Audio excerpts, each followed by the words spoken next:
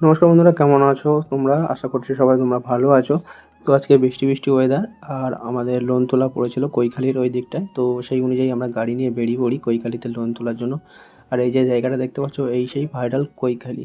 আর এই চারধারে যে দোকানগুলো দেখতে পাচ্ছ, এখন তো যেহেতু দুপুরবেলা তাই ফাঁকা রয়েছে, কিছুক্ষণের মধ্যেই ভরে যাবে। তো এখন জোয়ার এসছে চারদিকটা দেখতে পাচ্ছ। আর এটা হলো কৈখালির ফেরিঘাট, মানে এখান থেকে সমস্ত নৌকা ফেরিঘাট বা তোমরা ট্যুরিস্ট বোট যেগুলো দেখো সব এখান দিয়েই ছাড়ে। আর এখানে বেশ কিছু বোটও দাঁড়িয়ে রয়েছে।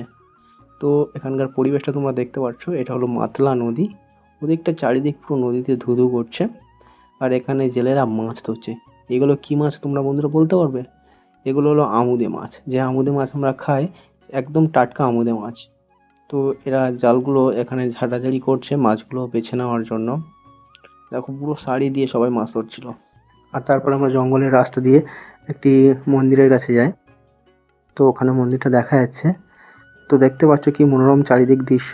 ওদিকে নদী, জঙ্গল, ম্যানগ্রোভ অরণ্য, আর এদিকে রয়েছে জঙ্গল, আর সাথে রয়েছে কাঁচা ইটের রাস্তা।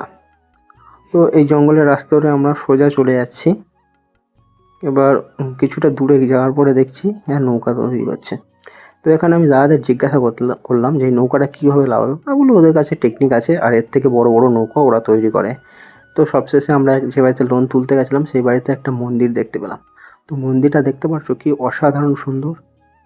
সত্যি মন্দিরটা ওরা খুব দুর্দান্ত বানিয়েছে। তো আমার তো খুবই মন্দিরটা ভালো লেগেছে। তোমাদের কেমন লেগেছে মন্দিরটা তোমরা কমেন্ট বক্সে জানাবে। তো মন্দিরের ঠাকুর দেখো রাধা গোবিন্দ রয়েছে। তো তারপরে দেখি ওনার বাড়িতে একটা ছোট্ট স্কুল রয়েছে যেখানে বাচ্চারা পড়াশুনো করে।